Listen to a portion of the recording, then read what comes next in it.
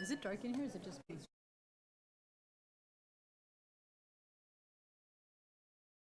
So broken.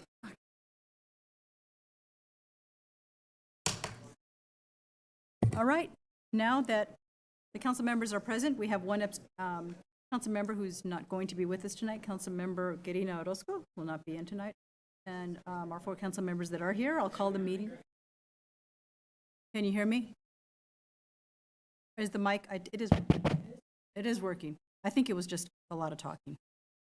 So now that everybody is quiet, I will speak a little louder too. I call to order the August 6th meeting of the City of West Sacramento City Council, West Sacramento Redevelopment Agency, and Finance Authority. We will begin with a land acknowledgement. We would like to acknowledge that the land on which we live, work, learn, and commune is the original homelands of the indigenous people of West Sacramento, who have stewarded this land throughout the generations.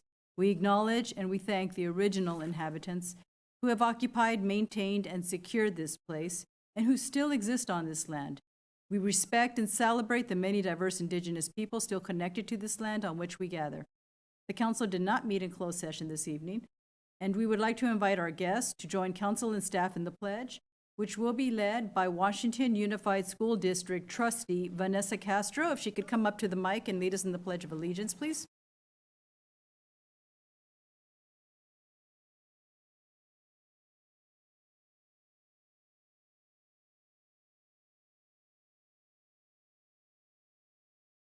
I pledge allegiance to the flag of the United States of America and to the republic for which it stands, one nation, under God, indivisible, with liberty and justice for all. Thank you, Trustee Castro, for joining us this evening. As is noted in our agenda, City Council is prohibited by state law from discussing or taking any action on items that are brought up under Item 1 for public comment, but it provides an important opportunity for a public forum. The public is given an opportunity at this time to address City Council on issues not listed on the agenda. So we do ask that anyone wishing to address the council on this or any other item this evening, please fill out a request to speak card and to return it to the clerk. And once the staff report we ask that the request to speak card also include the item that you are asking to speak under, whether it's public comment or if there's a particular agenda item.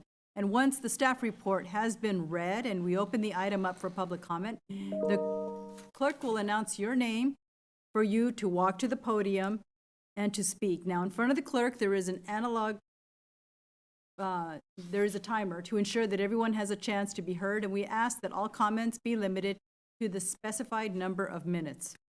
And also in front of the clerk is an analog flip chart, which indicates which agenda item the council is currently considering.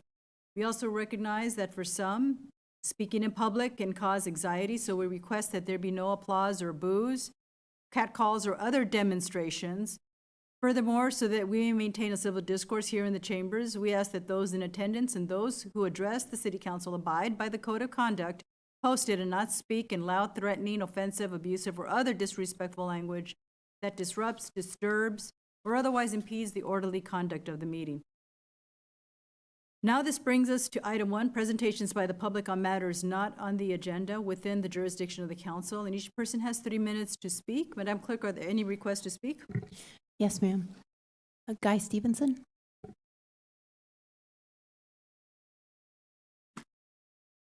Mayor, City Council members, I have an issue with this high school down here.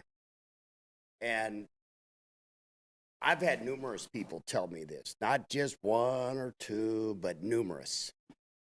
Vaping in the high school, sex in the bathrooms, drug usage in the school. Do you guys have school police officers that work over there or what? Fights. That was the other one. And, you know, I told them, I said, you people need to come here and you need to address this because people getting bullied, vaping in the bathroom, sex in the bathroom, drug usage in the bathroom. And then I was told that there was, you know, police officers that work there. And I said, well, they're not these police officers because they would do something about it. So they have to be like resource officers, maybe security, but they need to do something because one of my friends took his kid out of school and put her in a private school on the other side of the bridge because of it. And I know that you probably are not going to do anything about it. So, but it needs to be brought up. The other thing I was going to say is I've had a conversation with environmental health, and they always turn around and send it over here, and then you people send it over there about people doing business over here selling food without licenses, without permits, without their service stations being examined and looked at. And like I've told you before, because of the industry that I'm in, food poisoning can kill you. A lot of people say, oh, no, you just get a stomach ache. No, you can die from it if you have a compromised immune system or you got kids. So I do have an issue with that. And if you don't mind, if you could address those two issues, I would very much appreciate it. Thank you very much, and God bless you. And keep the people's families in your prayers about the two young ladies that got killed. That really devastated me, but they're in my prayers, and that's sad, very sad. But anyway, God bless you. Thank you, Mr. Stevenson. Waverly Clements.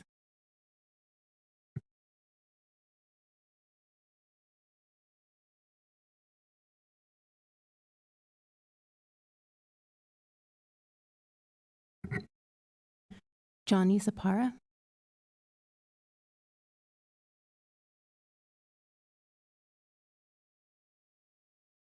Thank you, City Council members, for just giving me just 1 minute. That's all I need. Not here to complain or even request.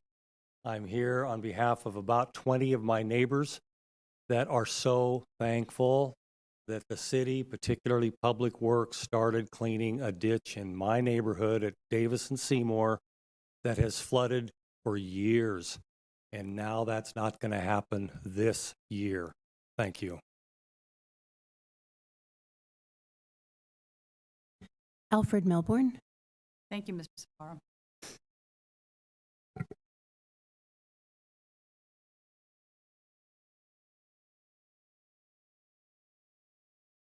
Good evening, folks, Madam Mayor, City Council. Just want to say thank you for representing the people. But a question that I do have is, what have you done for me lately as a citizen, as a native, and indigenous person to this land? And I think that that's a question that we should all be asking of our city council as we continue to navigate a climate catastrophe, a global pandemic, and a current administration from the president down that is misrepresenting and taking advantage of the people. We stay right across the river from a very powerful place with the capital of this state, of this wonderful, amazing state. And we know that we are in a position of power here to be able to lead, to set an example, and continue to do for each other in a way that other people are not. So I just wanted to, again, say thank you to you all for being servants of the people and for doing a job to help represent us in spaces where our rights are being trampled. So for you all that have this opportunity to continue to represent us and pay attention to what's going on, because if we're not smart and protecting each other now, things are continue to dissolve and get worse all around us. And we as a city, West Sacramento, should be taking care of one another from the smallest to the tallest and all in between. So thank you guys once again, and have a good night. Waverly Clemens.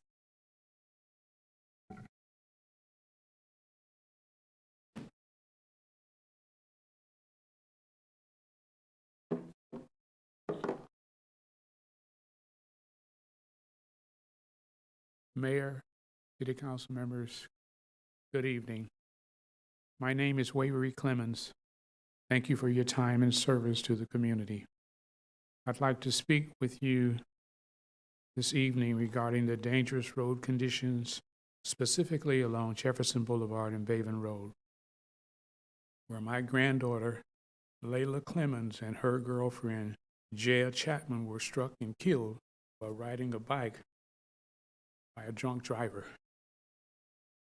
What I'd like to suggest is that the road be closed to any bike or anyone walking along that road. Honestly, it's dangerous for anyone to walk along that road. There's barely 2 feet of gravel on either side of the road. I went out and took pictures. It was closed during the gathering of evidence when they were evaluating what happened. I suggest that this along that road be signed and posted, and fines should be imposed on anyone who violates the order. Additionally, there needs to be a strong message sent to the surrounding communities that the changes the city commit to enforce these changes. I will volunteer my time to pass out all, I don't care how many notices there are, I will pass them out to all of those communities. Please make the change to help save lives. Thank you for your time and service to the community. Thank you, Mr. Clemens, and my condolences to you and your family for your tragic loss. Thank you, and my condolences to you and your family for your tragic loss. I'm really sorry. Please take my request into consideration. I gave my card and my email, so like I said, I'm willing to pass out.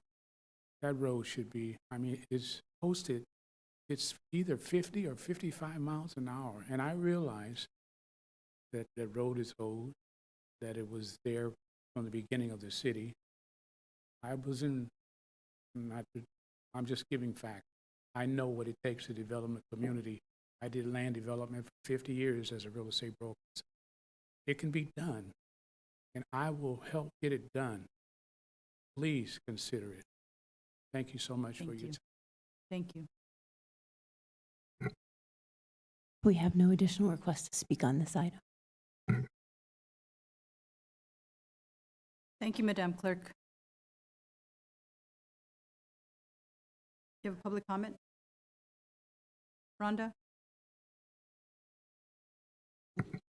Rhonda Pope Flores?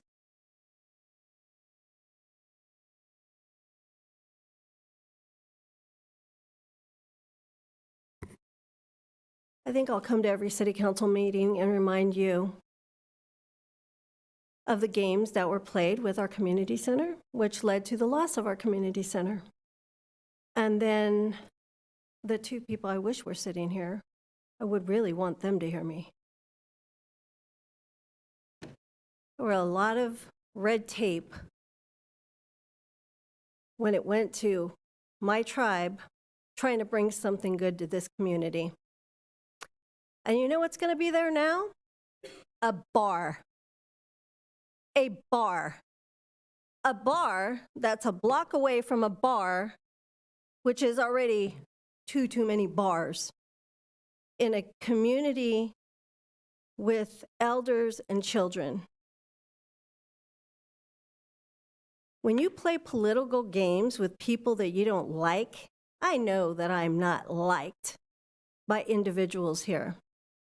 But when that individual tries to bring good to the community that benefits not only the community, but the city council, because those kinds of infrastructure should be provided by the city.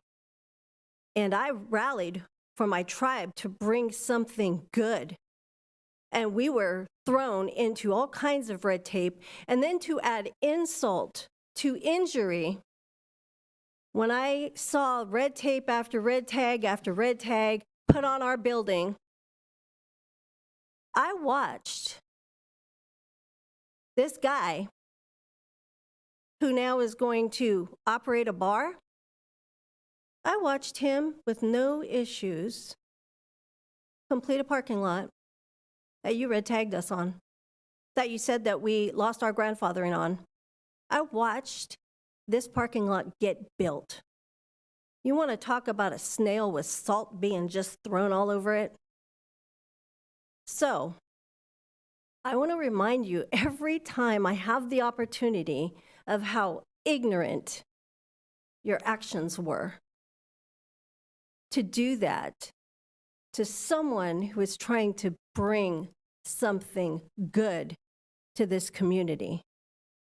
So I hope the individuals that were responsible for that extra red tape that probably didn't need to be there are happy that now, instead of a community center being there, there will be a bar there. And when a drunk driver hits someone, like what happened here with those young ladies, you remember your red tape. Thank you.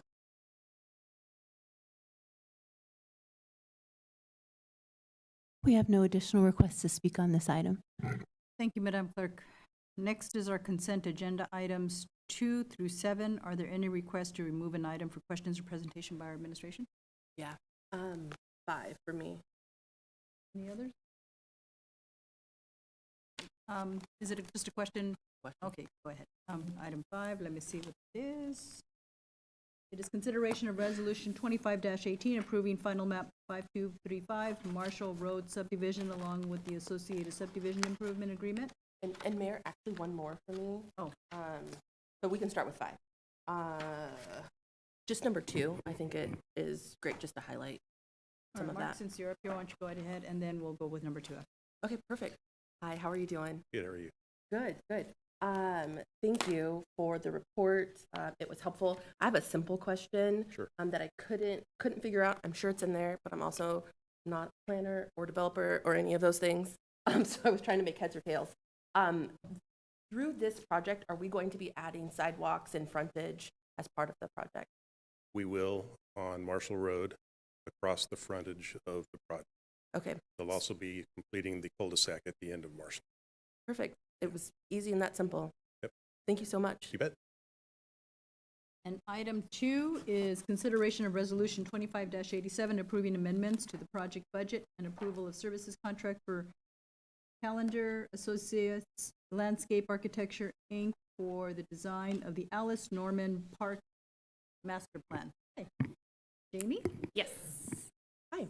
Hello. So I've read the report. I feel like I have a pretty good understanding of the answers to this, but also just want to make sure the public is so aware of this. And so when I think of Alice Norman and just the park around it, I also think of YCCA and the services provided there. And so as it relates to this project, all of the services and any impact on the social services unlikely will be happening, or do you picture there being disturbances?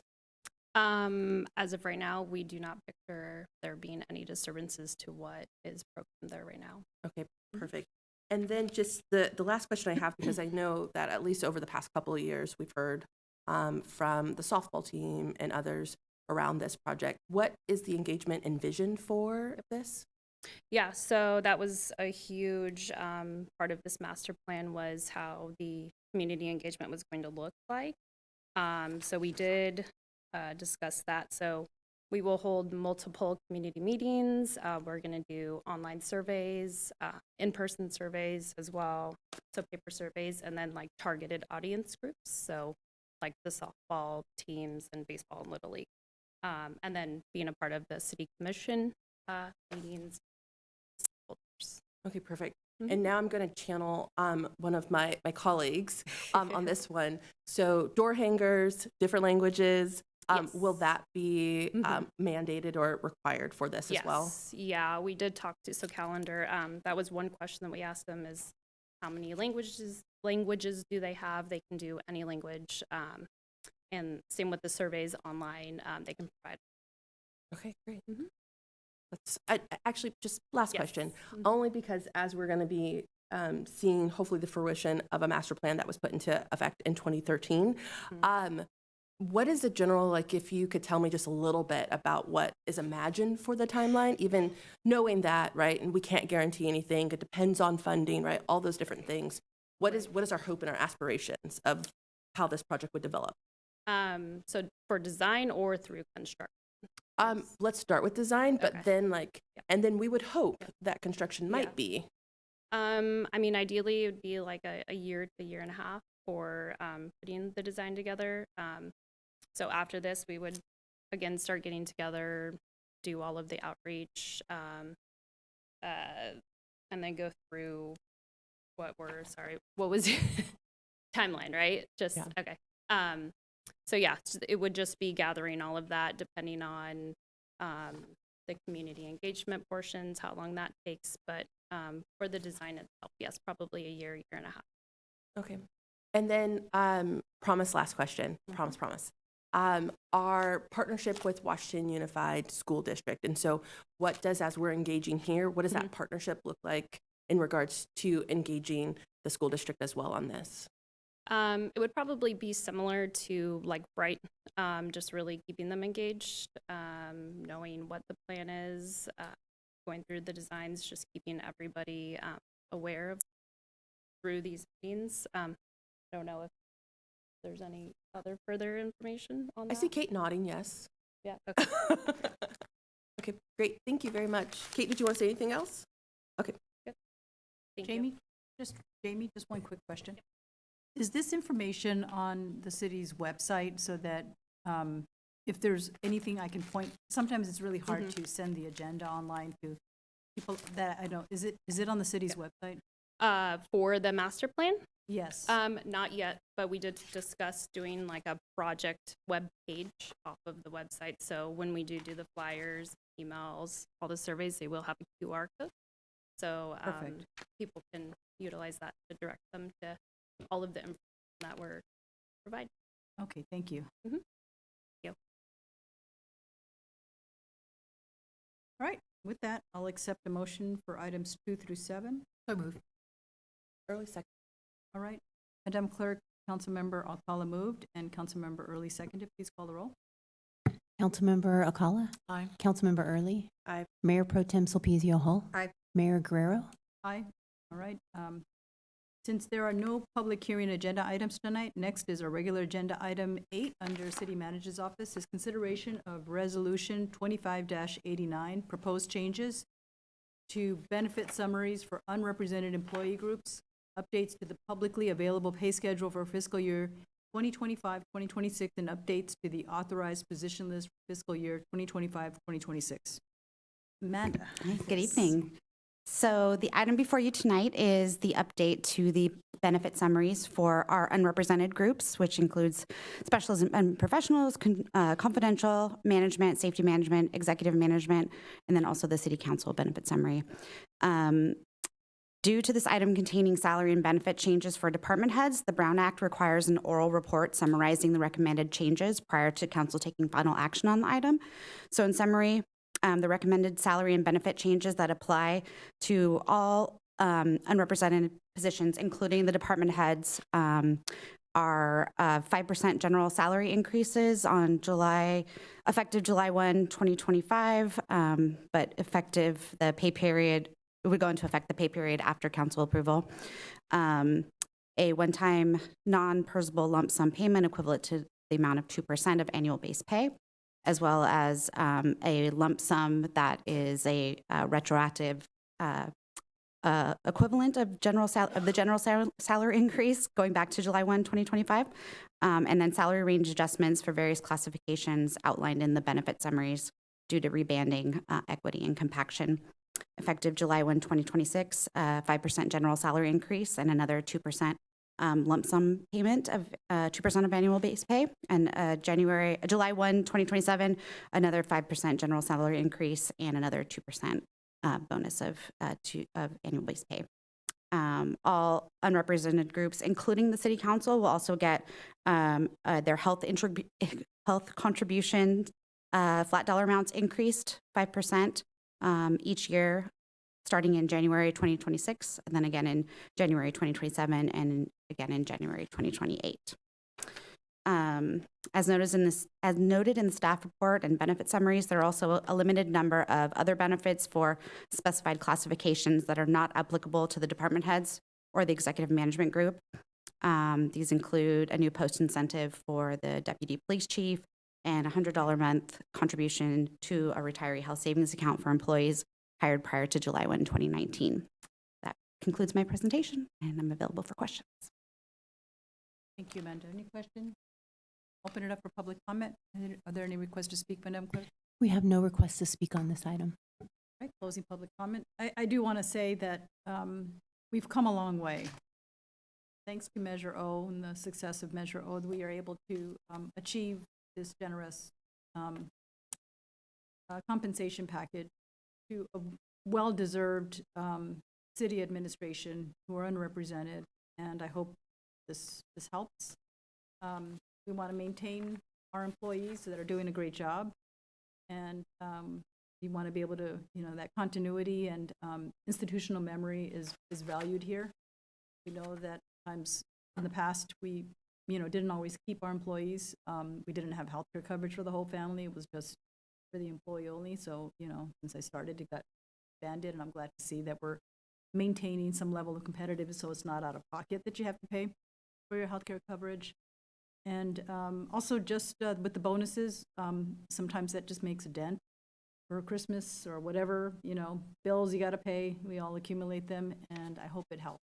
So thank you very much to the entire city administration that are unrepresented for your service. And I'm really grateful for this opportunity to be able to, and thank you to staff who helped present this to us. So appreciate it. With that, I'll accept the motion. Early move. Okay, Councilmember Early moved, and Councilmember Alcala seconded. Madam Clerk, please call the roll. Councilmember Ocala? Aye. Councilmember Early? Aye. Mayor Pro Tem Sulpicio Hull? Aye. Mayor Guerrero? Aye. All right, this item is approved. Next is item 9 under Parks and Recreation, is a presentation on the Bryte Park Master Plan implementation and the funding strategy. And our Parks Director, Kate Smith, please present.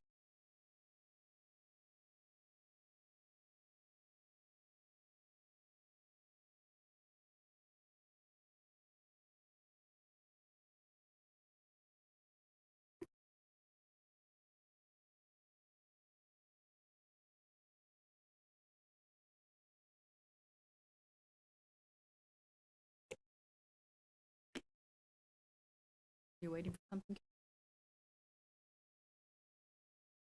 Good evening, Madam Mayor, City Council. I do have a presentation for you this evening, so while the City Clerk's pulling that up, my name is Kate Smith. I am the Director of Parks and Recreation here for the city. Myself and my colleague, Jay Hall, behind me here, are excited to conduct this workshop with you this evening. So kind of a quick background before we go into our presentation. So the council did see this item in 2023 at a city council meeting. And again, as everyone is aware, this item has been on the city council strategic priorities for many years now.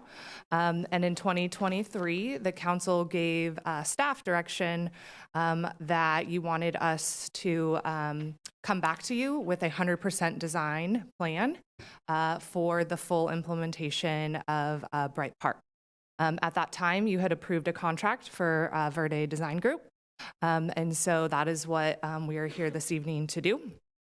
And so for our agenda, I'm first going to, again, kind of review some renderings that our design firm has provided.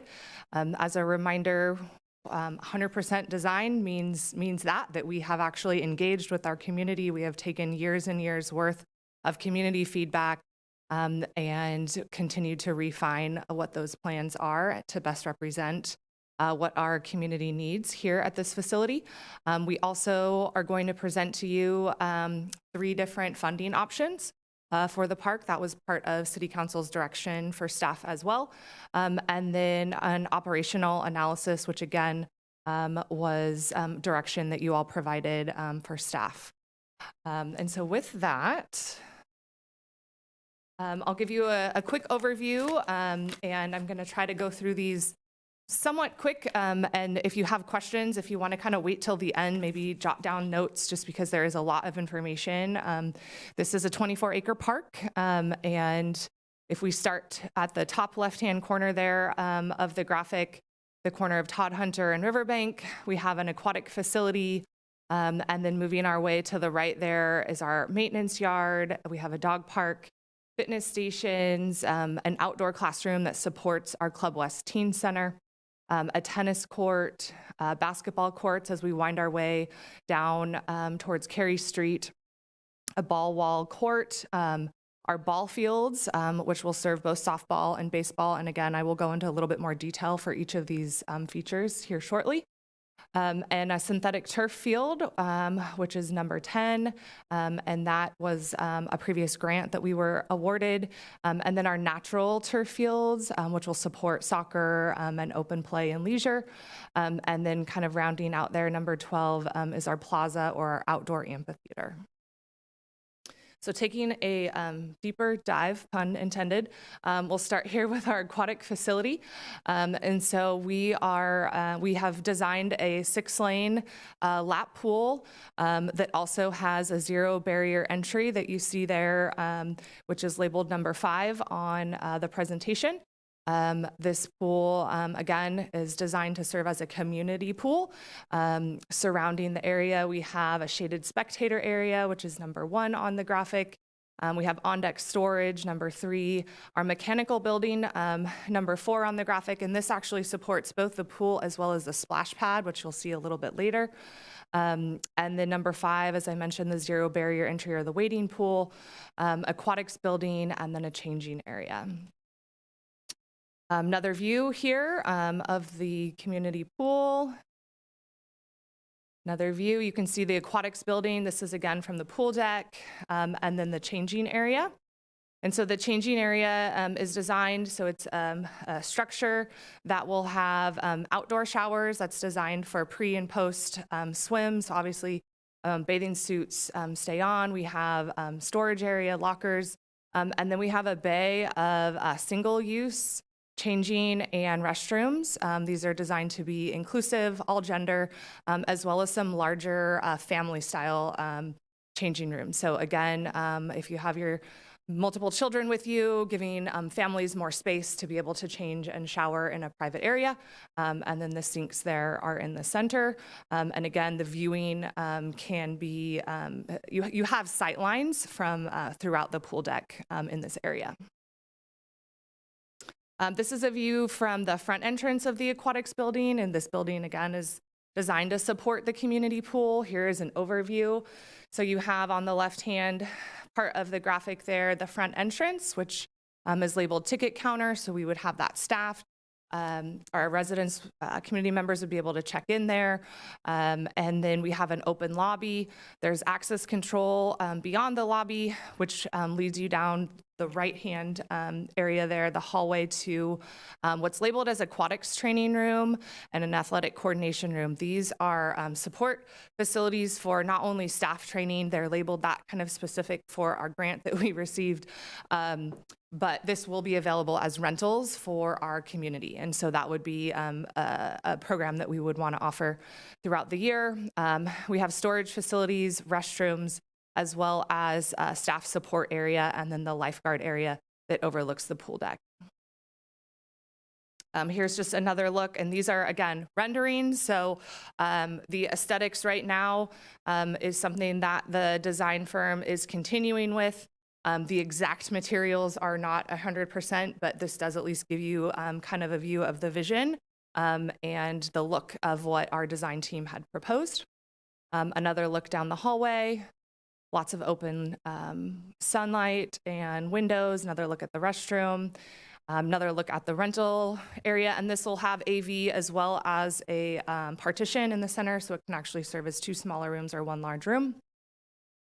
And this is an area, again, to the lifeguard support area. The furniture, this is not permanent, so we will have different needs for furniture, but it at least gives you an idea of where lifeguards would basically come in, take their break, ice machine for injuries, refrigerator, store medications, And then here we have, again, staffing support area that overlooks the pool deck. Just another view of the staffing support area. And then we kind of move our way towards Riverbank Elementary. We have a restroom building, parking lot with drop off there, the aquatics building, number 3. So again, kind of orienting yourself. Number 4, we have multiple picnic shelters. Those will be available for rental.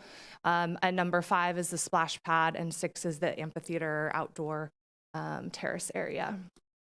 Another look here, so this restroom will have both a men's and women's side and then single use on the end caps, as well as an outdoor shower that is required by code for the splash pad. And then another look at the splash pad here with the grant that we received. There is a river theme, and so you will note that our design team came up with really fun play elements aligning with the river theme here in West Sacramento.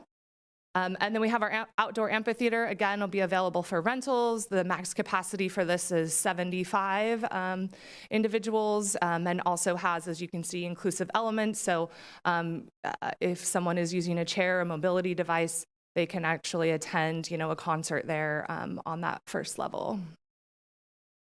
And then we move into maintenance yard and dog park. So the genesis of the maintenance yard, keeping in mind with a pool and a splash pad, we needed a space that we could actually deliver chemicals and store our equipment that is needed for this park, especially because of the synthetic turf that is there. So there's specialized equipment that is needed. And so this area is really critical to be able to support all the operations.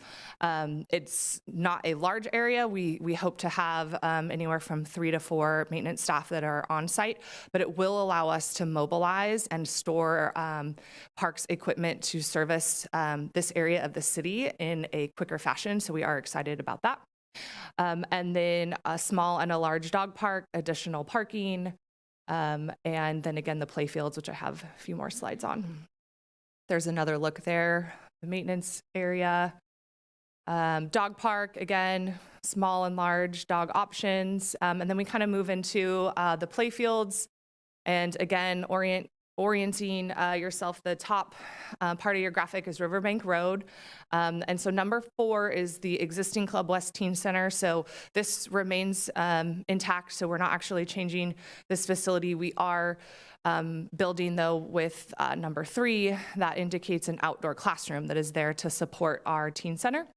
And then I'll go into more detail with the ball fields, and then the tennis courts are there at number 5. Here's a look at the fitness station. So again, inclusive equipment, catering to all abilities and all populations.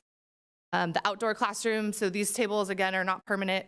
So will be a permanent shade structure. We are going to have some sort of fixed tables here. So this is something that our design team came up with, but it will be secured. So you can see that we have the fence that allows for that space to be secured. And so here are the tennis courts. And so this is a unique partnership, again, with the school district. This is currently on the Riverbank school property line and will remain part of the school.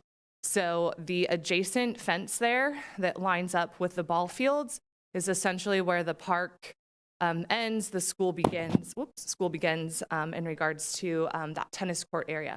So as part of this project, we are funding the ADA compliant walkways surrounding the tennis courts, the security fencing, and there will be fencing that allows for the school to use this during the day.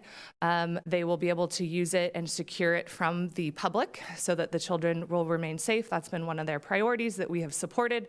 And then in the evenings and the weekends, we can secure the space so that the public can then use it, but then they will not have access to the school during that time.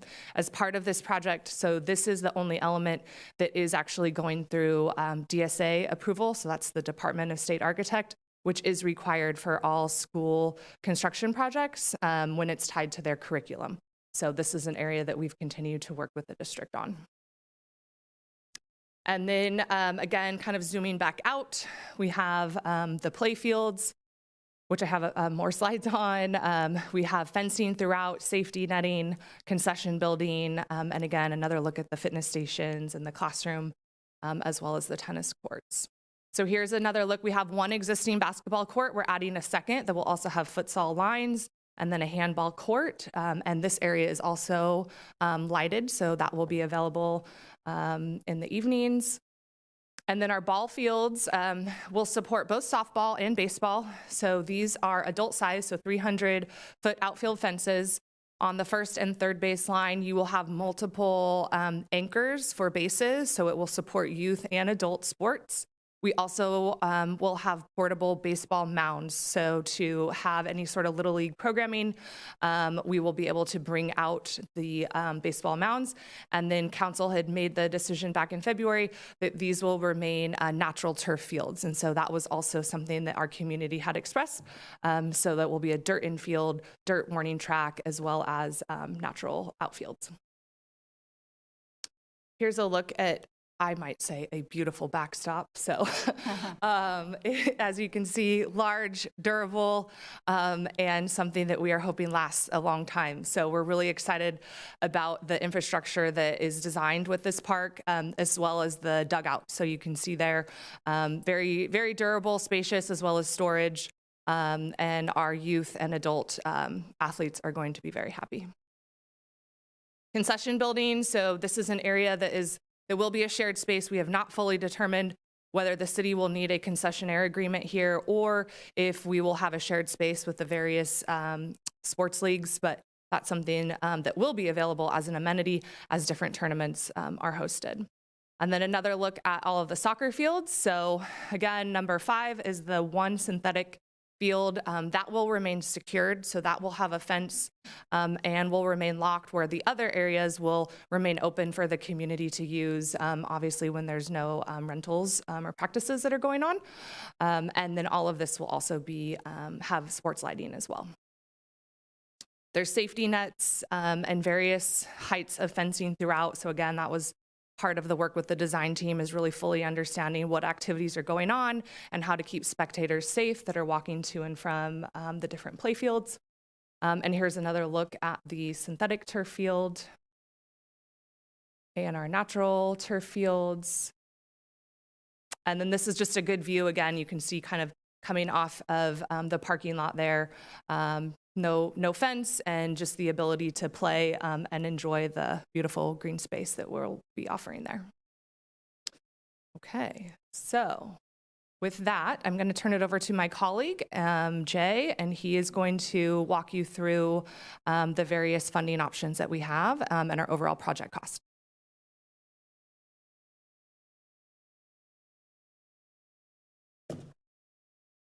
Thank you, Kate. J.H. Hall, Director of Capital Projects. And I'm going to, before I start going into the funding options, I'm going to kind of highlight some of the funding sources that we had on this project thus far.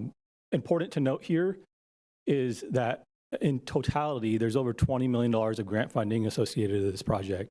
The number you see in orange at the bottom there is available as left in construction funding. After we paid our design contract, we paid our environmental fees. And most notably, our ORLIP grant that the Parks and Rec Department was able to secure. This was one of the largest grants this is the largest grant that we have on the project, and it was one of 4 to receive the $15 million grant nationally. So that really got us to the point that we are today, and we're very gracious for all these funding partners. Now, as I go into the construction scope and costs, I kind of grouped everything together into these 11 categories. What these highlight is what these elements cost us. And as Kate mentioned, this is a very large site. So when we're going through here, site demo, drainage, utilities, that sums up to $5.8 million. Some of the hardscapes, so these are some of the parking lots that we're adding, the ADA improvements, and fencing throughout the site. We are adding over 240 parking spots in this project. Existing there right now, there's 47. So we are expanding the parking drastically. The ball fields shown in there, so those 3 ball fields are $3 million. And to highlight on here, the synthetic and natural grass fields are 3.2. One of the major costs in this area is as you see, is the aquatics area. That includes the pool elements in there. The item above that, park buildings and structures, That includes all the restrooms that we have there, all the shade pavilions, there's 3 of those, the concession building, the splash pad, and all of the site furnishings. So all that sums up to a hard construction cost of $49.2 million.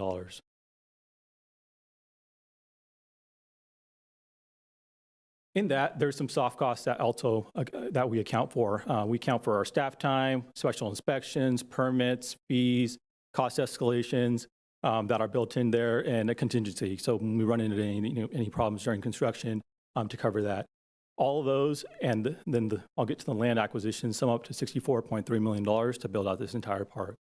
The land acquisition, it has an asterisk right next to there. In the ORLIP grant, we have to own the land, so that's what we're going through with the Washington Unified School District right now and dedicate it in perpetuity. And for that purpose, that 2.2 is half of that. So we get half covered by the grant, half as a city contribution. We are working with the Washington Unified School District right now to get an appraisal for that, but that is what we turned in for the grant, so that's why I have it highlighted in the slide. So last time I was here and staff presented this, we wanted to accomplish a couple things. When we came back, we said we would give an operational analysis of how much this is going to cost to operate the park this size, because this is a very big asset. And 2, we said we would come back with some funding options and to see what options we would have to build this out. If we wanted to build this entire park out, this $64 million park, it'd be a funding gap of $36.8 million for the city right now. And that includes the land acquisition and soft cost. Another option, what we could do, looking at it and not forfeiting any of the grant money for ORLIP, because it is tied to a lot of the elements that are in the park. The only elements that aren't tied to that are the ball fields. So if we did not do anything at the ball fields there, we would still do the hardscape that you see. So the blacked out areas would be just plain grass, or if we pivoted to that role, we'd be saving approximately $5 million. So that brings up total to $31 million, except we keep that grant money. The next option is the aquatics facility. So that $14.5 million facility, if we take that out, that is linked to the grant. So Kate and her team did reach out to the grantor. There is a lengthy process of trying to get that excluded. It was a major scoring criteria as well in the grant. And as I mentioned, that is a federal grant, so that would have to go back into the scoring to get rescored to get that grant money out. So I took that out of this equation here, so that leaves our funding for only $12.5 million. And then our funding gap is $31.5 million without the aquatics facility. So to sum up all the options right here, I kind of created one we wanted to do. We would do one slide because there was a lot of information to digest. Was option 1, a funding gap of $36.8 million and build out the entire park. Option 2, we omit the ball field for right now and the funding gap of $31 million. And option 3 is do the entire park, excluding the aquatics area. That would still include the splash pad and the funding gap of $31.5 million. Again, that option 3 is not having ORLIP grant in it, and all these include all the soft costs and land acquisition for options 1 and 2. With that, we also wanted to include how much this park is going to cost for running it. And now I'm going to turn it back over to my colleague Kate to go over some of the operational analysis.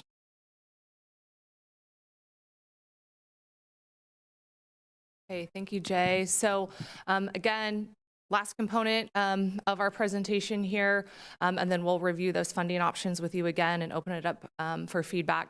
But as far as our operational analysis, I was able to look at how much money and expenses are currently dedicated towards the maintenance of Bryte Park. So obviously we have a park that's currently there.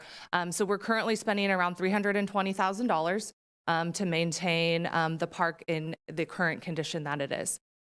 We also receive around $21,000 in park rental. So this does not include the youth sports and athletic roundtable fees. This includes picnic shelters, private parties, different events that occur at that park. And so that's kind of where we are today if things were to stay as is. Looking at the new facility of what we are proposing, I tried to put it in 3 different buckets for you. So the first one there is looking at park operations and maintenance. And again, this includes labor, materials, supplies, repairs, equipment that is needed to fully maintain this large facility. The community pool and programming, we anticipate around $730,000. Now, this is a full build out, so this would be a community pool that would be open possibly year round. So there would be limited closures here. That could come down if we wanted to obviously adjust hours. But I've tried to provide that scenario of what it would take to really build a year-round community pool for this area of our city. And then projected revenue, that includes swim lessons, birthday parties, and specific aquatic rentals, as well as day use fees. So, a drop-in fee, we possibly would explore a monthly or seasonal pass for families. And so that's kind of what we anticipated for projected revenue. For the building and the programming, so this also includes full-time staff, and I took maintenance staff to support both the pool and the building, and I kind of split it between both of those buckets. This includes all of the front desk staff that checks people in that you saw at the ticketing counter. This includes being able to offer community rentals, again, to our residents in the area. And then a projected revenue there that, again, would be received for rentals. I tried to be conservative to kind of give you a full picture. Clearly, there's a few different levers that we could, push. But in general, we're anticipating around $2.1 million expense-wise to run this 24-acre facility that we are proposing to build out, and bringing in around $220,000. And so then what I took is I said, okay, of the 2.1 and the 220, roughly that variance is around 1.8 million. However, we're currently spending $320,000 on expenses. So I took the 320 that's already existing in the city budget, and I then subtracted it from that 1.8. So really that total need is around $1.5 million to run this park as we're currently proposing. We also asked our contractor, and this was the first time the city did this. I think this is a practice we would like to continue to do, thanks to Jay and his team. So part of Verde's contract was to actually provide us what does a 30-year life cycle analysis look like when we are building these assets. And so I do want to note that that number was provided from Verde, $638,000 as a proposed set aside annually that would actually go towards repair and replacement of a facility and park this size. So that's basically telling us that when things go out, there's various lifespans, right? So something might have a 5-year, a 10-year, a 15-year lifespan. So over a 30-year life cycle, that is an estimate of how much money that we should be thinking about putting aside to go towards capital repair and replacement projects. So council also wanted us to take a look at what this pool, the operations here compared to our rec center pool. I do want to kind of preface with this, they definitely are not apples and apples. So kind of revisiting our rec center pool, and that current facility is a joint use facility. It actually has 3 pools. We share that facility with the school district. It includes a 13-lane competition pool. It's 13 feet deep compared to the 6 feet deep that we're proposing here. We have 2 water slides, and we have a leisure pool. And to run that facility, we're looking at roughly around $1 million a year. And again, that competition pool is open year-round, and then our leisure and our water slides are open seasonally. And then our revenue there is anticipated, or I shouldn't say anticipated, this was last year's revenue, was $190,000. What is difficult to calculate at the rec center is if you are a pass holder, you also get access to the pool.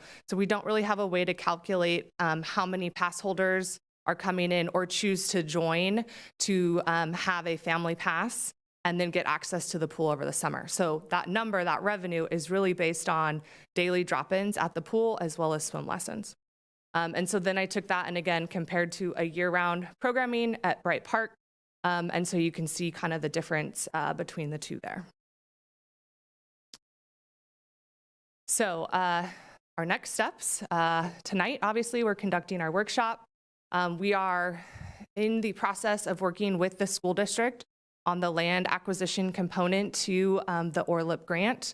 And so as of July, the school district did pass a resolution to surplus the property there at Bryte Park. And kind of sharing with you all the intricacies that go with this.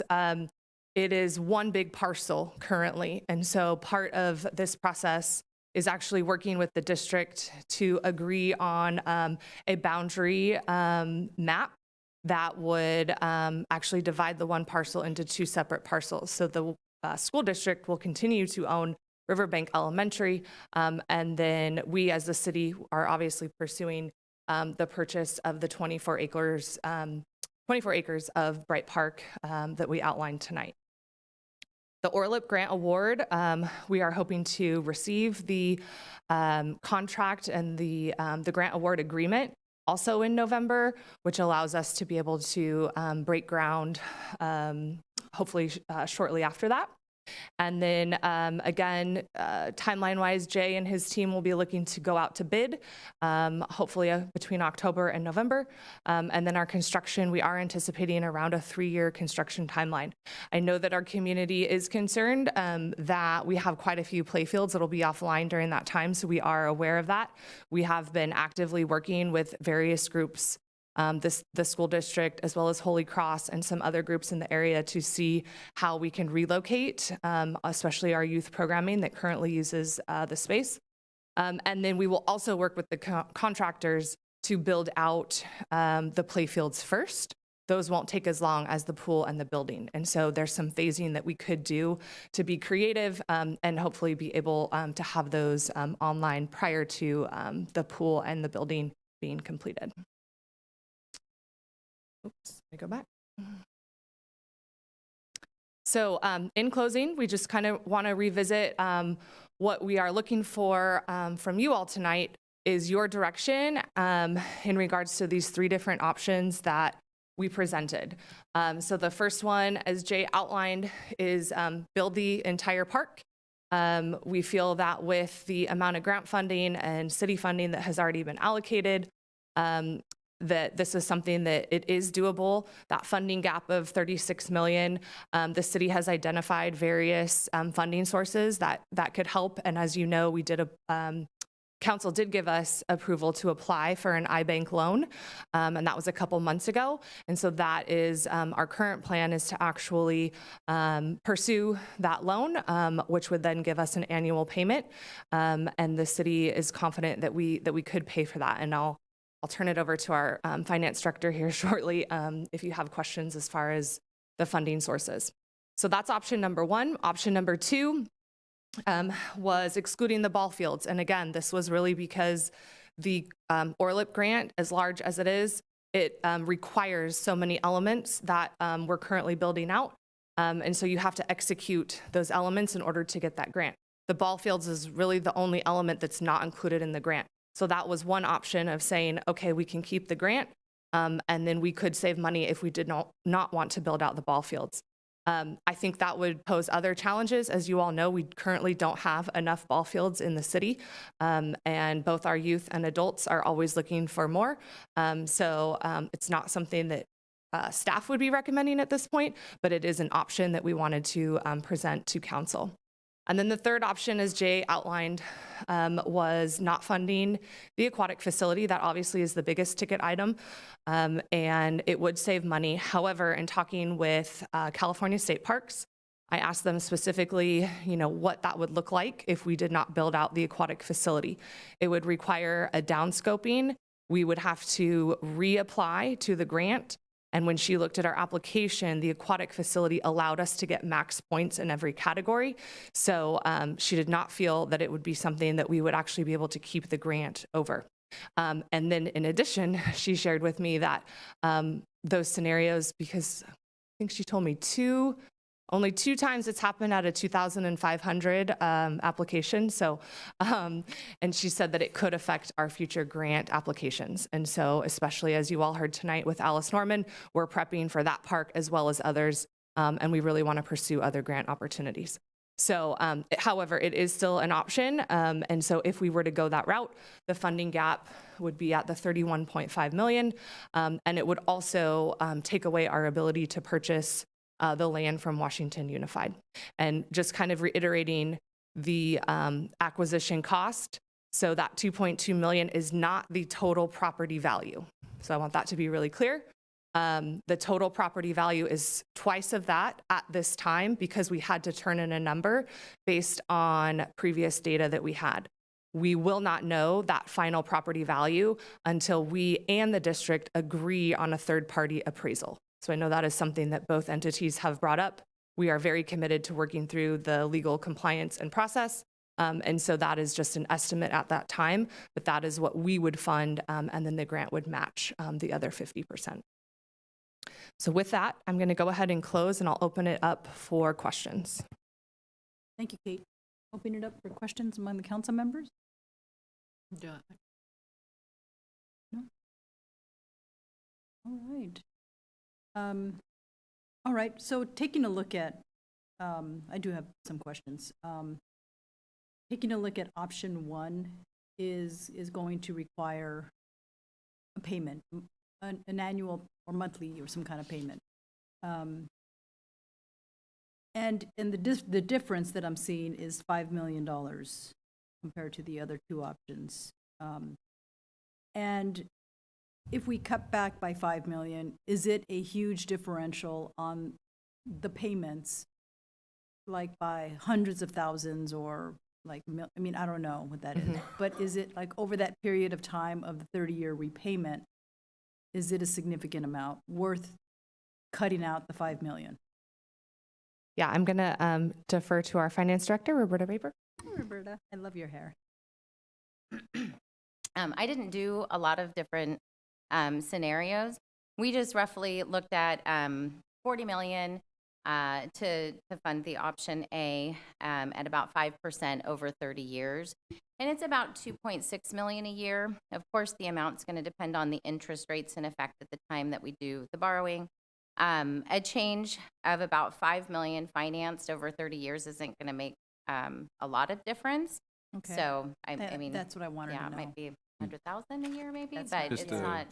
Go ahead, Aaron. Yeah, put a finer point on that. It's the difference between 35 and 30 million is roughly 8.6% less. So the debt repayment would be roughly scaled to that percentage. I So looked think of at it that way. 37 and 40, and the difference was less than 100,000 a year. Okay. Okay, that's very helpful. Thank you so much. All right, we'll open it up for public comment. Madam Clerk, is there a list? Yes, ma'am. Rhonda Pope Flores.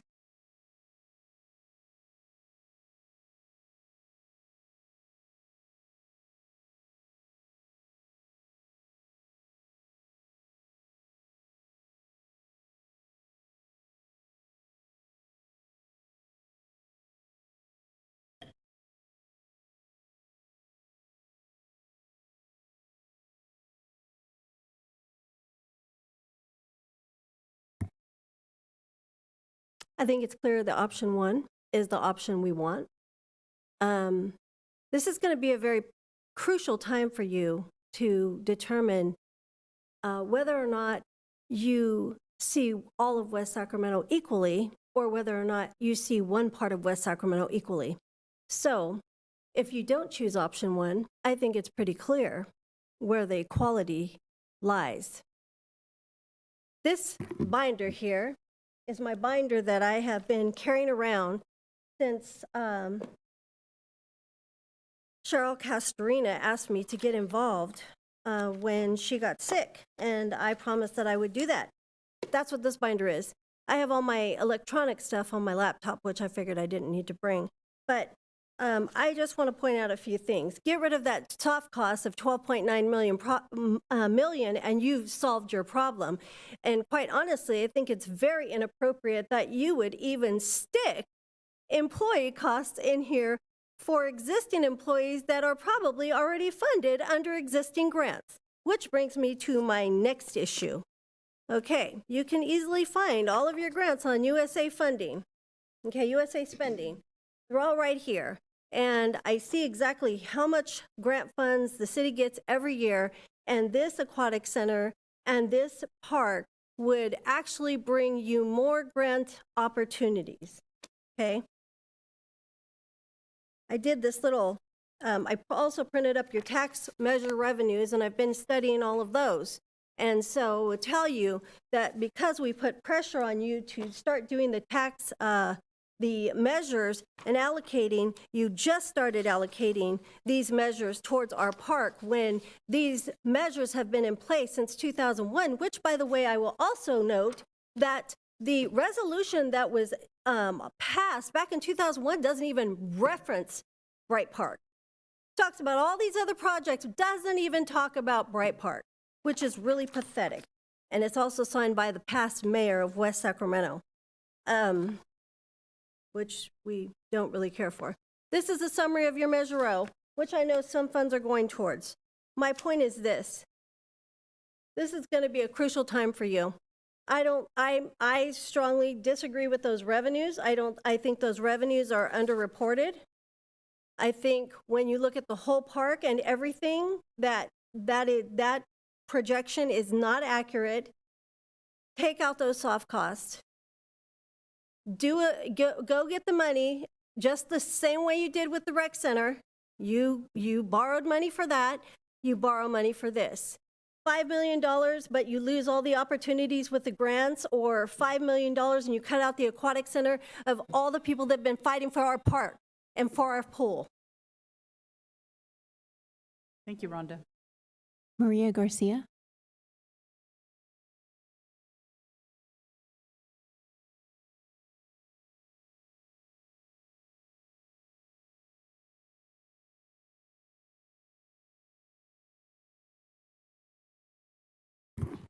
Hola, buenas tardes. Mi nombre es María García. Necesito extra tiempo porque voy a tratar de traducirme yo sola del español al inglés.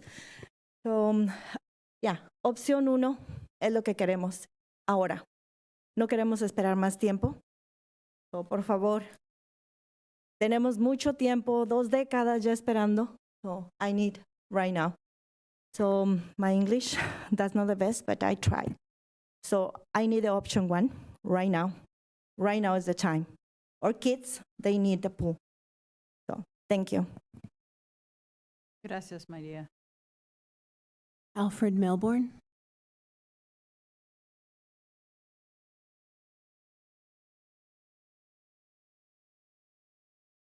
Hello again. Thank you guys for the fine report you all gave and all the numbers you guys put out there. A song comes to my mind that it's a long time coming, but we do hope that, some change is going to come and that we can experience the amenities that this park will provide. The splash pool, the pool itself. There's not a doubt in my mind that we can come up with the money to pay for that loan. We've borrowed and gotten grants and did other things to make this happen. I have one problem with the projected funding that you all intend to pull from. I think I read it was $1 million from small businesses in our community to help pay the interest or the loan back, this iLoan or iBank loan. And I'm in disagreement with that. We should continue just take all of the money from Measure O. If we were going to build a police station or a fire department, we would not only build part of it, we would build the whole thing. And in the same respect, that's what this park is going to do. It's going to provide public safety for a community without police so that we can continue to congregate, come together in a safe, well-lit place that has all the amenities that we know the rec center has and the jobs that it will create for the community. We hope that, there's going to be some kind of hiring preference for folks in the north side of town and for folks that don't have the 10 to 20 degrees that most people have to get these jobs nowadays, so that there's not barriers for folks to work in their own community and give back in their own community. So I also would like to implore you all to fund the entire thing, not take the money from the small businesses, because we know that small businesses have been struggling, and especially in the north along Sacramento Avenue. There are folks that have some great ideas to create more access to the north area and different visions for the community, but we need to tap in with other folks as well. We know that the city has not done the best job when it comes to outreach and building relationships, and has left a large segment of the community far behind. And there are folks and voices that have been saying things for quite some time, and even though it might not all be pretty and liked, you all should be glad that folks show up to say something.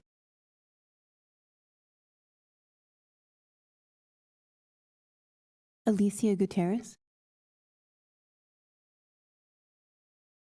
Thank you, Alfred. Hi, Alicia. Hello. I want to start off with congratulations to the city staff for securing one of the 4 grants in the state. I'm sure that was a complex proposal to put together, and it would be a shame on several levels if the grant and future grant opportunities are sacrificed should we decide to defer building of the aquatic center. I understand the project budget exceeds maybe what was initially budgeted for this project.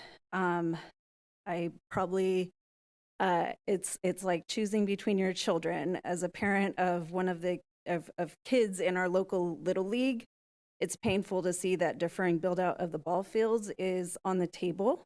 And when, as one of the presenters said, that we are scraping to find playable fields for our kids ages 13 to 16 in particular.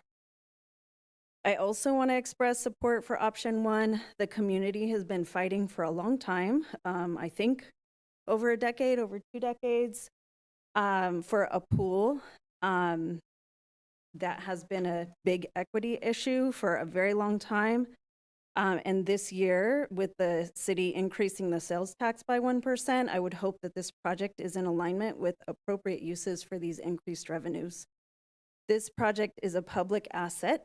The North Side deserves the investment to have a state-of-the-art park, which can be a host site for events like regional softball and baseball tournaments and bring in additional revenue. I have some questions for the city, not sure if it's appropriate for me to ask, but I'll put them out there anyway. The coverage on the baseball fields or ball fields was very high level, but I understand that they will include pegs for different field sizes and base paths and pitcher mound for youth games, as well as adult softball. 50, 70, and 60, 90 distances is what I'm hoping to include, along with any softball requirements.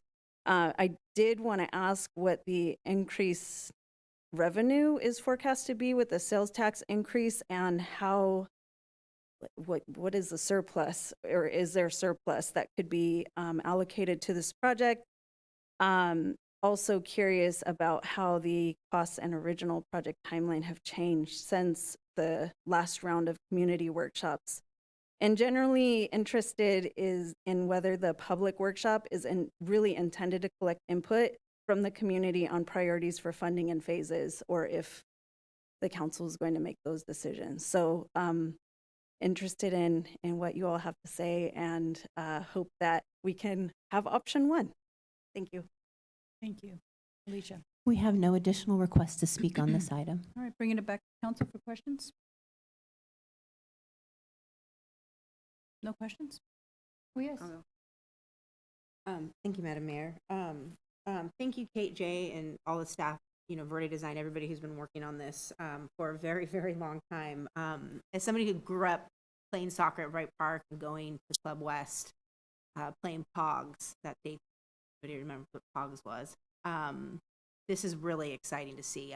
We had seen some initial designs during our strategic planning, but I think for a lot of the folks watching and people in the audience, to see this incredible build out is pretty incredible.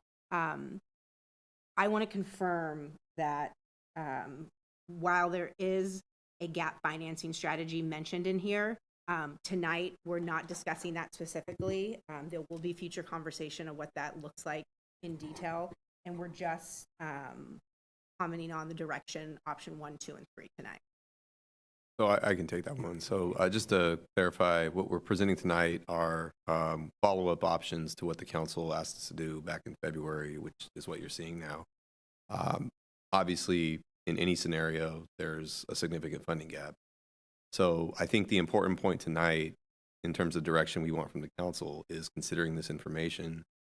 Which direction would you like to go? Is it build the whole park in all at once? See the numbers there. That will inform the next step, which is to come back and tell the council here are our best options for how we would secure the financing to cover that gap. And then the other part that's related to that, they did have some discussion in the report, is how we might go about funding the debt service for that loan. I think what's important tonight is, rather than focus on where specifically the money would come from and where it would move around to the finance, I think we can say confidently tonight that we have enough options within some of the ones that you see in the report, but also potentially some other ways to get there to where we can have enough debt service on an annual basis to fund any one of the options in terms of securing the debt. Because I think based on the initial option that was presented in the staff report, I would need some more specifics on what exactly that would look like. I mean, just looking at this slide of summary of all options, option 1 absolutely makes the most sense for us. This is an incredibly ambitious project. We are a very ambitious city, and I know that we can work together to figure out how the gap funding looks. What that looks like specifically, I do think there needs to be additional conversation, because I have concerns about, and I just think we need more clarity on what borrowing against, or what it looks like with Measure N and the Small Business Accelerator Program and funding Measure O, and how that all plays out. And so we're not there right now, but if we're just looking at which direction, option 1 makes the most sense. And if I could just add a little bit of context to that, while you're correct, we're not asking you tonight to say this is exactly where we want the debt service to come from. What you do see in the report are some concepts in terms of how it could work. I want to address specifically the Business Accelerator funding. It's come out a couple times now. The funding that we have currently allocated to that program is definitely sufficient for right now. We have plenty of money in the last 2 years of budgets. I think the total amount was upwards of $2 million. We're getting a lot of interest in that program. We hope that it's wildly successful. But the amount of funding that we'll be spending to support that program, we don't see it nearly needing the funding need that we've been allocating for the last couple of years. So that's why it's highlighted as something that could be looked at as at least an interim measure to come up with some of the money that could go to debt service. There's also other funding sources that could be used to backfill that program should the need arise later to have more funding. But I think to your point, we're not here tonight to get specific approval to fund the debt service from this way or that way. I think what we're telling you is we have the capacity to do it. What we need to know tonight is which direction do you want to go in terms of the options on building up the project. Mayor? Yes, Councilmember Alcala. Thank you. I'm also in favor of option 1.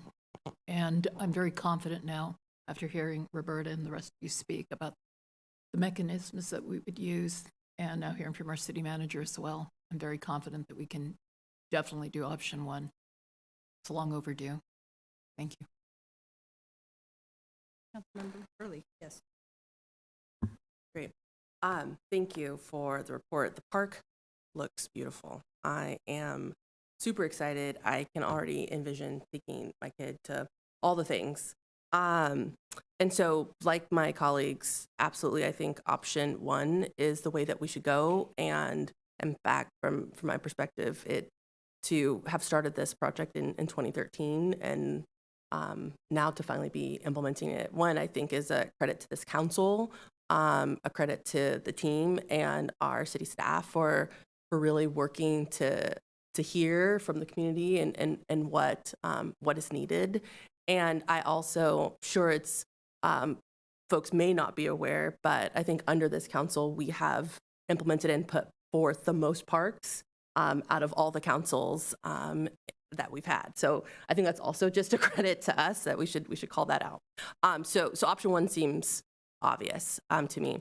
I do appreciate Kate and the team going forward and really trying to articulate. I know it wasn't an easy task, and I will say it was me that asked, hey, how much will this cost, right? Like in the future.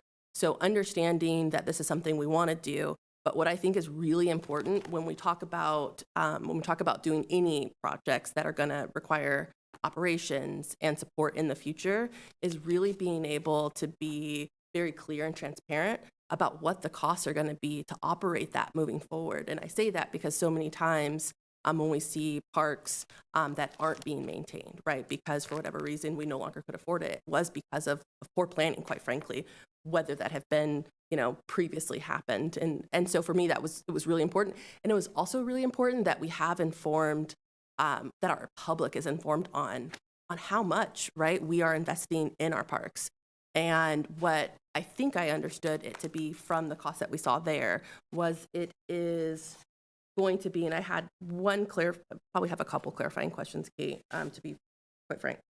To be clear, for the park, it's roughly about 1.8, not taking into account the differential of the $320,000 that we already spend.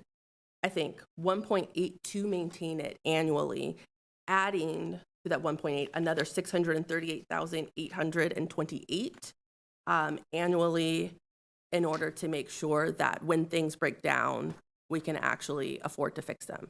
Am I following that? Close. Okay. So the 1.8 is taking into account revenue generation. Okay. So technically our expenses, that bucket is that 2.1 million. Mm-hmm. And then we bring in revenue. So then the variance is around the 1.8. Okay. And then your Can you flip back to that slide? Maybe that way we don't have to hold the numbers in our head. Okay, Yes. perfect. And then on top of, I'm going to call it the 1.5 because we're already spending 320, so I appreciate that, right? Because really, it's the difference. Correct. And what we're seeing here, and again, I like to just like make it very, very clear for folks so that in the future, when they're like, wait a minute, it's like, okay, fast forward to that video where we explained all these things. The 1.5 really is the subsidy, right? And so to be very, very clear, it is the city, our taxpayers, subsidizing our parks, right? Which I absolutely think we should do, right? Like parks, public safety, that is what we are supposed to do. But that really is the cost of what the subsidy is just for this. And then on top of that, it's the $638,828 that we would be adding on to that. Am I getting that right? Yes. So I do not believe that we have a current, I don't want to misspeak, so I'll let Roberta speak to that. But that number indicates how much money total we would need to be able to repair and replace all of the infrastructure. So annually. Yes, but for example, we open the park, everything's not going to break in 1 year. Of course not, yes. But It's 5 like years down the road, we might aside have money for your roof. Exactly. We might have, a $2 million CIP that's needed, and then 10 years, 15 years, especially when it comes to an aquatic facility. You have turf, you have, again, irrigation, infrastructure, fencing. So they looked at all of those features and they added everything up, and then they basically divided by a 30-year number. And so that's what that number represents. How we as the city put aside to that, we have various ways that those are more one-time funds, right? So it's not that we need that 630 every year, but it is a measuring tool for us as a city to plan ahead and say we do need to make sure that we have money set aside to conduct the actual replacement and repair that's needed. Okay. I've got just a couple more questions. So I just wanted to make sure I was following Roberta, your math, and Aaron, your math, because again, I just like math to math. And again, just for clarity's sake. So I think what we said was roughly it'd be 2.5 million that we would be paying back on the IBEC loan, like a year. Did I get that right? Yeah.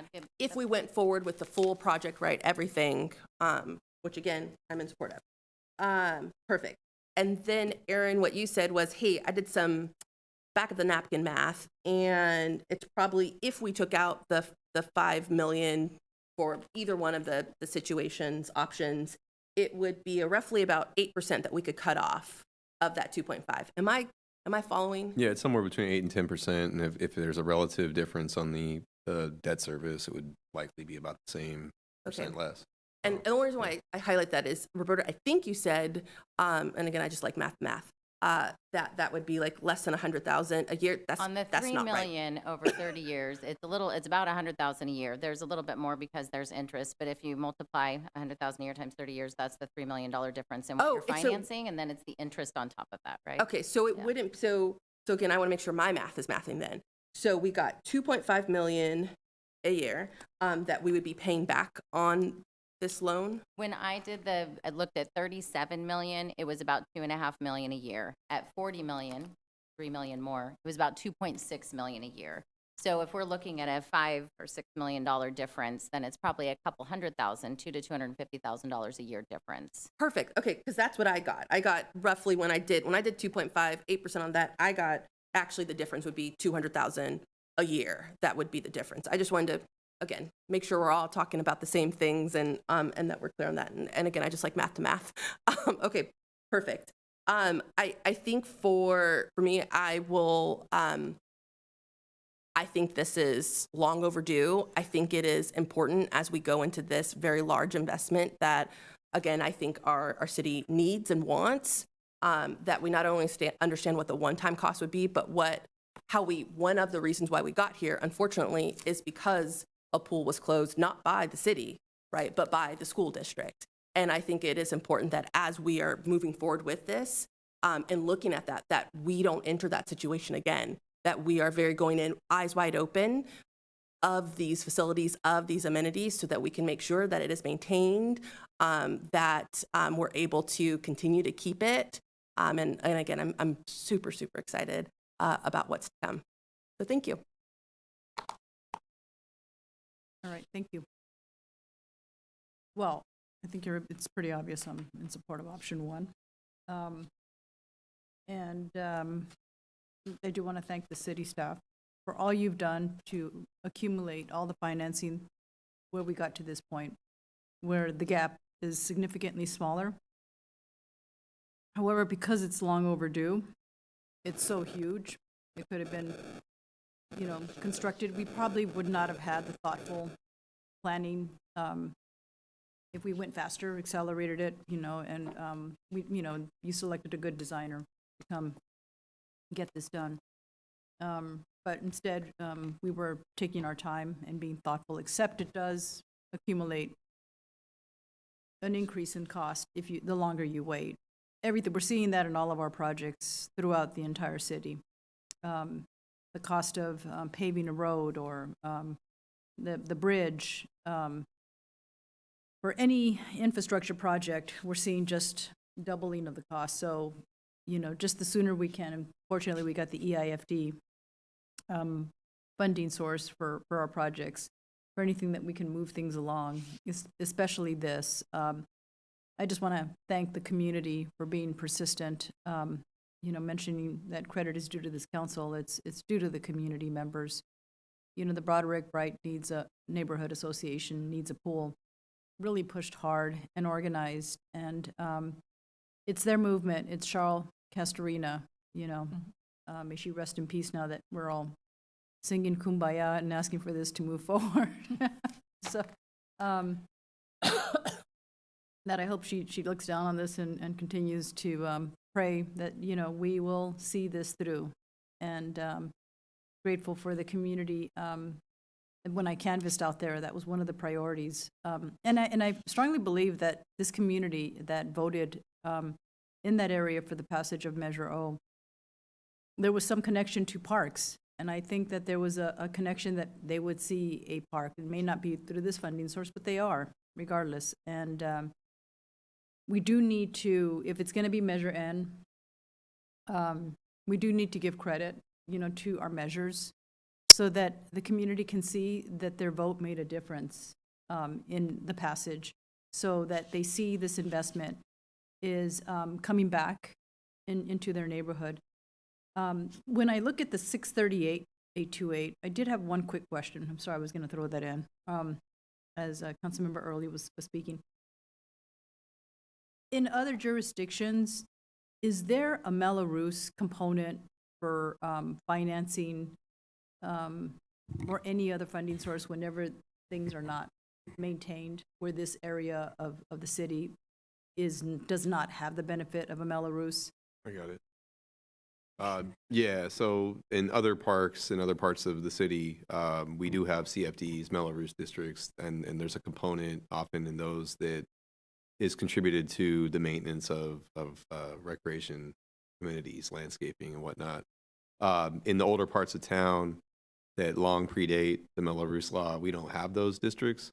And as you know, they're very difficult to set up. They require, a full 2/3 vote of residents. And so in this case, a project like Bryte Park, it really falls on the city to find other, more classic funding sources, general fund. And now that we have Measure O, we're fortunate that we do have a new source to help with the maintenance of parks.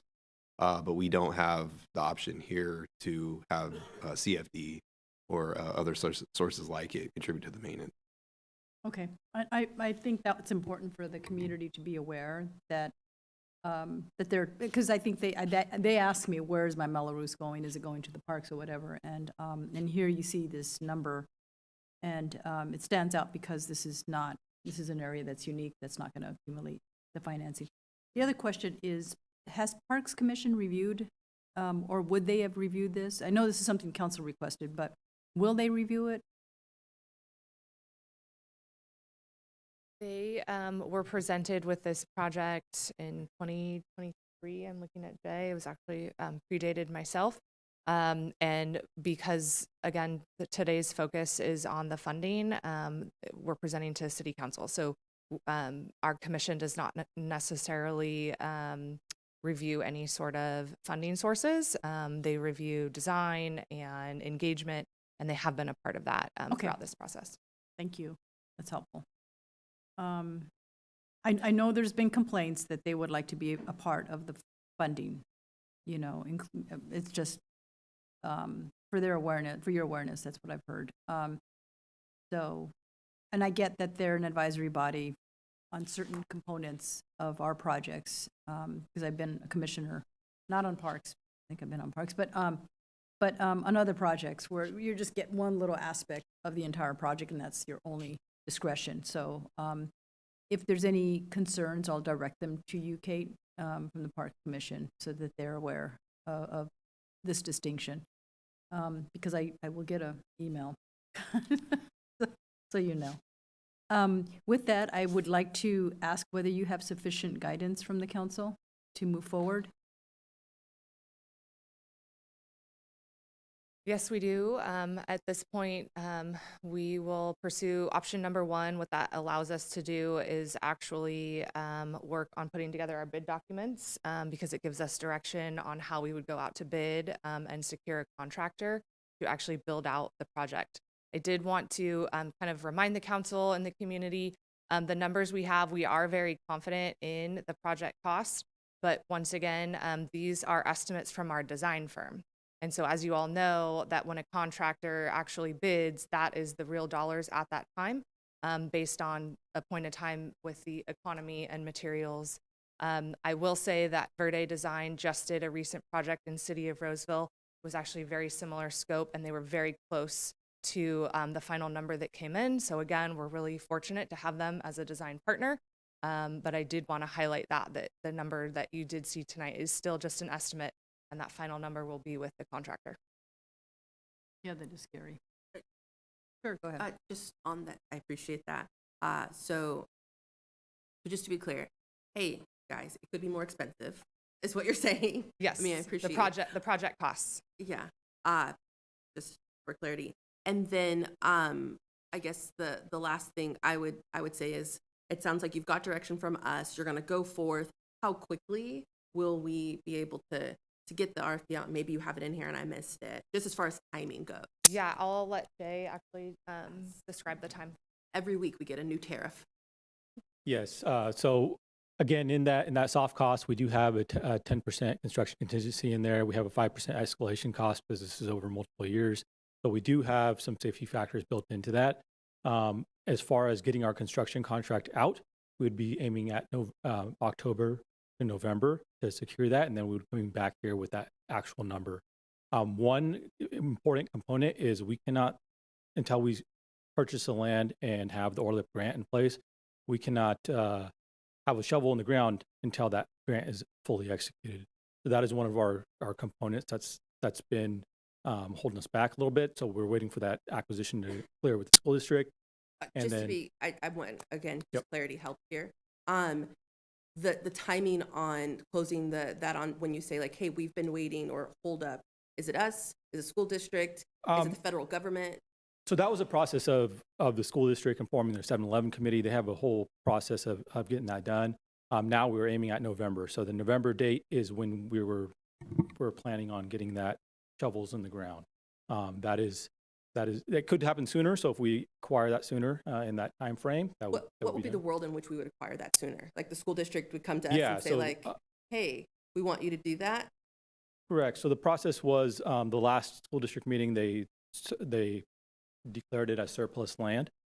So in that, now we can start our appraisal process once they review the appraisals and then come back to them with an offer and then go down that pathway. So potentially if we have a school board or a couple school board members that work with their staff and say, this is a priority for us, then potentially that can happen? Yes, and the earliest I would expect that is like October, right? So you're not shaving because we're into August already. Some of the items that we are going forward with is pre-purchasing. So we will be back here. We usually accelerate our construction schedules by pre-purchasing our shade structures, by pre-purchasing our restrooms to kind of accelerate the schedule. So those are be locked in pricing. Okay. As far as tariffs and that goes, that's why the design team kind of recommended that 5% escalation, and some of the other soft costs we have in there is from what they have seen on other projects right now.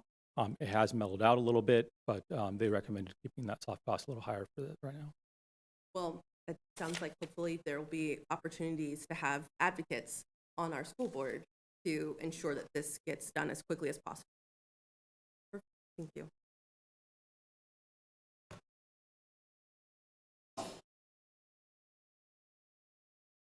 And on that note, I think you are clear on where we're at, and by those advocates who are on the school board have been beating the drum on this long before they were on the school board. So I know that their presence has been well known in this area, especially on Park Commission, as a former commissioner, where they were representing that district. Unfortunately, couldn't continue, but greatly appreciate that they maintained their presence and continued on to be a trustee for that area. So just to bring up the history. So with that, really grateful for all the hard work, the history. We have Tracy, who's also been a past advocate for the park, and the entire team who's been working on this. Kate, you're just continuing to roll this ball down the road, a big bit up the hill. And I anticipate this is going to be successful. I have a good feeling about it. Member Charles is going to pray for this. We know that. Yes, thank you. Thank you so much.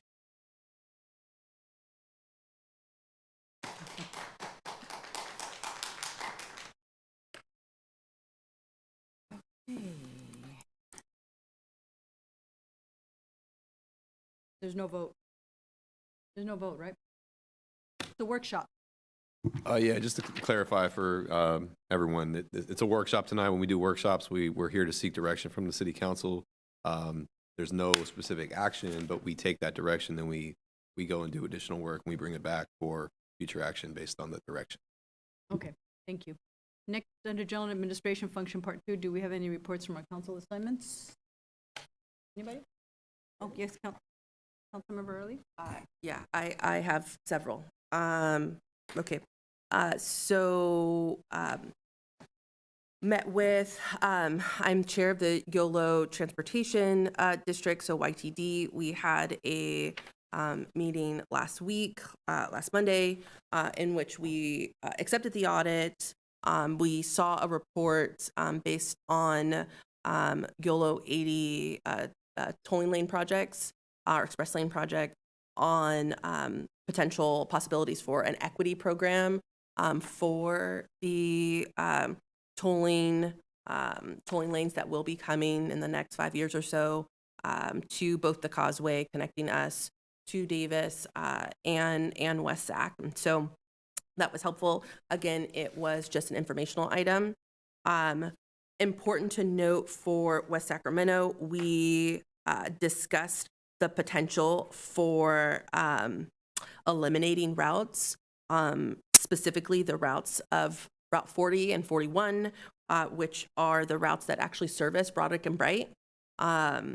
This was a discussion that was made as part of the short-range transit plan, and what they, in doing their engagement and working with our staff somewhat, was proposed. I pushed back on that and asked that we have some more engagement both with our staff as well as the community, seeing that Bryte and Broderick need public transportation. And so to eliminate the main and only public transportation outside of VIA, which is funded through our tax dollars, seemed that it could have significant impact on that community. One of the reasons given for potentially eliminating those was low ridership, but we didn't have data to actually support that during this presentation, and so asked for us to be able to have some additional conversations. Councilmember Alcala, I would be interested in engaging with you on that, or making sure staff engage with you on that, as it is your district, as well as Councilmember Orozco as well. I think it's just really going to be important that before we do anything or even recommend something that significant, that we really have public input from those communities that would be impacted. What was suggested to potentially offset that elimination was that the 37, which currently runs from Southport and then goes directly to downtown, so doesn't cross over to Broderick and Bryte, was that 37 could potentially be extended and take a somewhat secure route through Broderick and Bryte, but not quite the same that 40 and 41 would, and then also potentially increasing the frequency of Route 240 as well. I know we're getting a little bit in the weeds, but this is the only place we have to talk as a council on these things, and so want to make sure that we are making sure that we get the word out that this potentially would have an impact. In addition to the short-range transit plan, we also discussed we have been having a shortage with our drivers and having some issues around that. And so to combat that, what was potentially proposed by staff of YTD was pausing routes 40 and 41, potentially if they saw that drivership shortages continued. Again, I pushed back on that and said that I would want something, again, that significant in pausing of public transportation in Broderick and Bryte to be brought back to YTD so that we could have, again, a public conversation about that and the impact that that could have on our community, again, particularly because that part of our community does have lower SES and may have more dependence on public transportation, and again, would really just want to see the data on that. So that was YTD. It was definitely a pretty important meeting with a lot of information, and I know staff tuned into that, and so I'll call that out as well.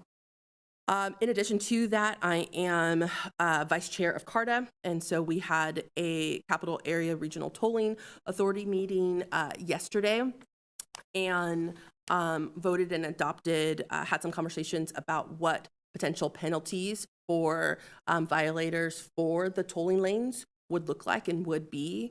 And so we actually voted on that yesterday.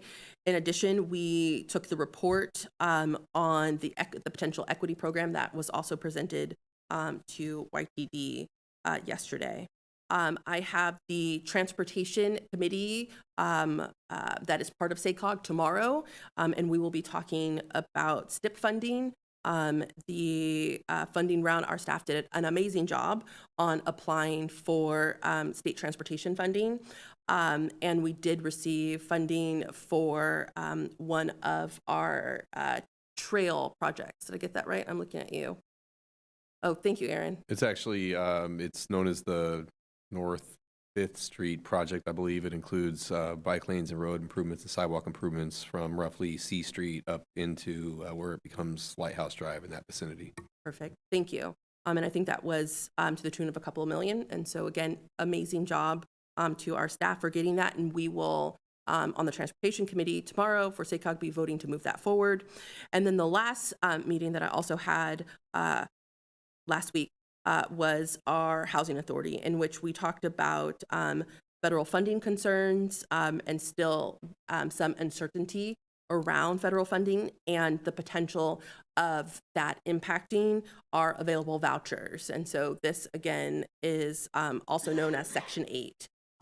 And for West Sacramentans, this would be a significant impact. And so more to come on that. Again, we remain uncertain of what the future of that is going to look like. And that's it for me. Real quick. Councilmember O'Connell. Thank you. I want to thank you also, for advocating, because it's true, that area relies heavily on bus transportation. So give me a call and let's have that conversation. I'm just going to report real quickly, Mayor, on the Yola Solano Air Quality Management District. They have an annual contest, which is the Clean Air Calendar Art Contest. They had more than 100 students submit, and 12 students are in the top honors. This year's theme was, why is clean air important to you? And this is a contest that is for children from kindergarten through 7th grade.